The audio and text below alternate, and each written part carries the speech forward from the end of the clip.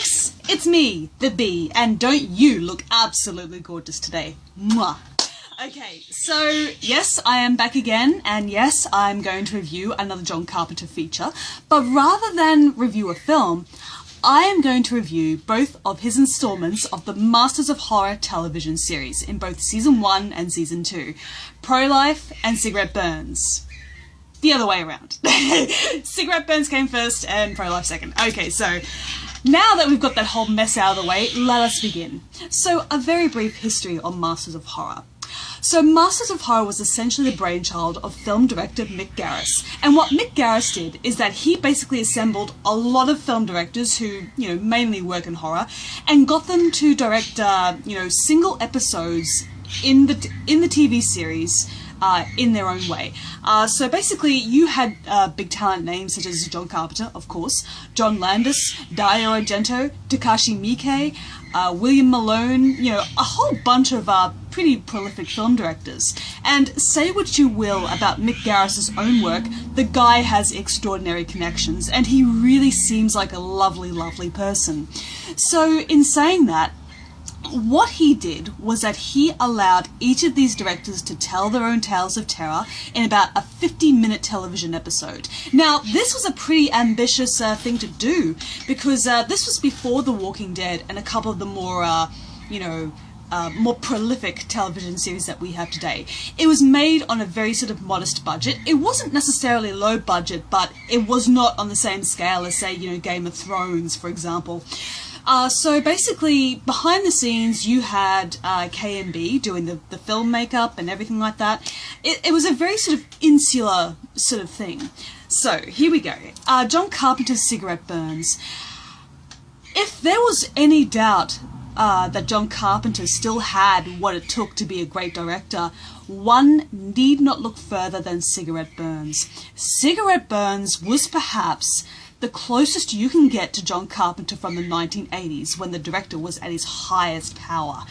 This was a great episode. It stars Norman Reedus, pre-Walking Dead, of course, and Udo Kier. Now, Reedus' character is a very sort of a scungy, low-life film collector. What he does is that he goes around the globe and finds obscure films for his clients. And Udo Kier is one of these clients, and what he is after is a certain film that was reportedly to send people mad, called The End of the World. I'm not going to try and pronounce the French title that the film is known under, because I cannot speak French for shit, but this film has a huge reputation, and Reedus goes on the case.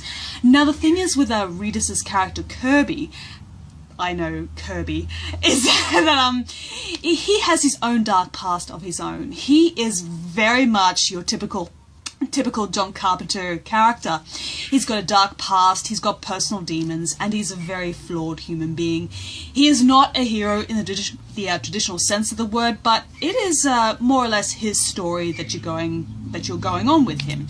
He becomes a very sympathetic character, and quite frankly, he just has not had the best of luck. For example, he has a very sort of less than ideal life to live. He doesn't have a lot of money, and that's why he's being a freelancer, just to, make ends meet. And most importantly, his fiancée met a very tragic end. And in saying that, his father-in-law, the fiancée's father, blames him for it. So yeah, poor Kirby just does not have the luck of the draw. But anyway, Cigarette Burns pretty much uses every single one of John Carpenter's conventions in terms of filmmaking, how the film looks, the story, everything like that.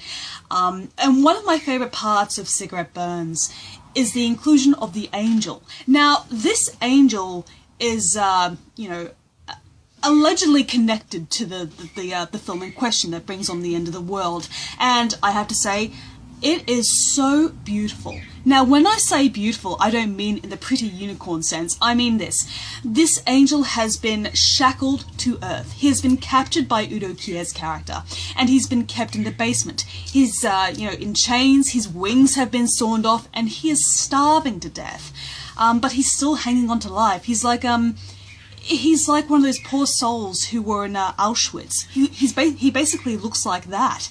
And props to KMB for, you know, making this character look the way he does. It's not necessarily a gory sort of appearance, but he just looks so...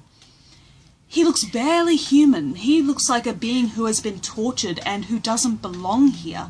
And it's just this wonderful visual. And yeah, it's I'm not going to give away too much of the plot, because it really is something that you have to watch for yourself. But rest assured, Carpenter really pulls all the stops out, and that is amazing. Even though, okay, Carpenter hasn't necessarily been known to use really big budget sort of stuff. He's a very economical sort of director. But with this opportunity that has been given to him by Mick Garris, he does not, you know, slack off. He does, you know, do his best to deliver a really good story. Now, I'm not really one for Norman Reedus as an actor. Like, he could be a really nice guy, but he actually does fit the role of Kirby quite well. He's very low-key, he's very laconic, he's very, you know, very laid back, but behind his eyes there is a whole lot of turmoil happening behind them. And he does a good job. Same thing can be said for Udo Kier.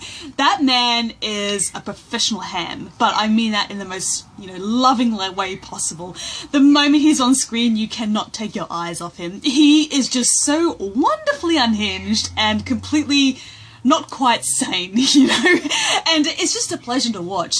Now, it's not a tremendously gory sort of episode, but it does have, you know, a couple of instances of some pretty shocking stuff, particularly towards the end of the episode, when everything just goes downhill and when Kirby realizes the extent of his actions and what this film means and what it does.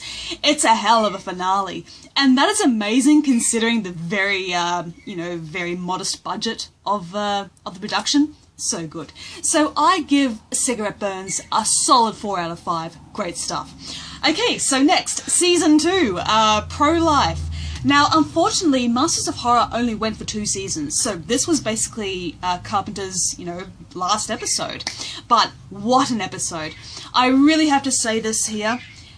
Pro-Life, as exaggerated and heightened a reality as it is, really does have a pertinent message to give. It's all about your body, your choice. So in this case, the character of a young woman who's, I'm sorry, her name escapes me, the actress, I'm really sorry.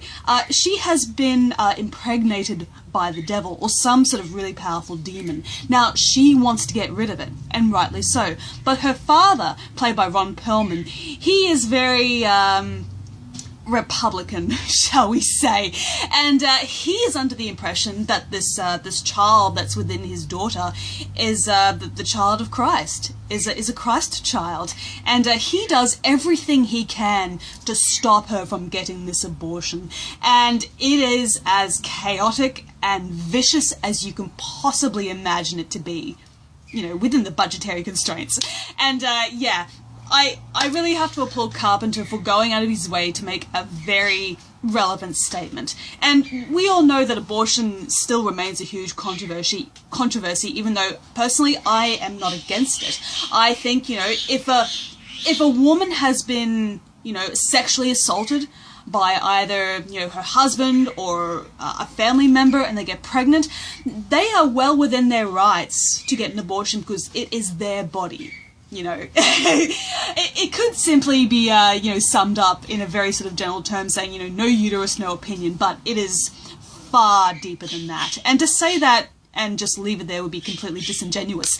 But that being said, great episode. I especially love, once again, towards the end with the finale, you know, you see that the demon, like, come out and Perlman's character realizes that, oh shit, I've made a mistake. And it is just so brutal. And, but you know what? The fact that the female character actually is a strong person, she is not content to lay back and let her father decide for her. She knows what's right. She knows what she wants. And even if it does, like, mean her life, she does not want to bring this antichrist creature into the world.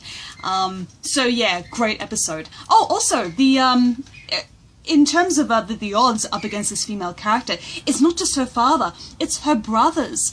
Her brothers and her own father are basically wanting to, are basically wanting this child to be born, and they have no right to say so. Yeah, I do realize I'm rambling about this, but for horror, here's the thing about horror.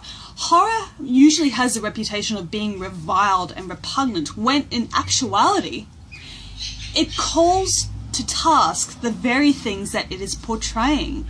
In this case, it is the insane, obsessive agenda of the pro-choice movement that, quite a lot of people out there have. I'm not going to go too far into it, but it is still a very relevant statement that can still be felt today. So I feel pro-life also deserves a 4 out of 5. These 2 episodes that John Carpenter has done have arguably been his finest, most recent work, because later on he would go to direct The Ward, which I think was, quite frankly, quite shit. And it's a shame, because it's not a question of budget, it is a question of creative freedom. And going back to Mick Garris, he is a director who understands what it is like for other directors to be frustrated that their own vision is being cut down by studio executives who don't know shit about filmmaking. Studio executives, are all about marketing, okay? They're about making money.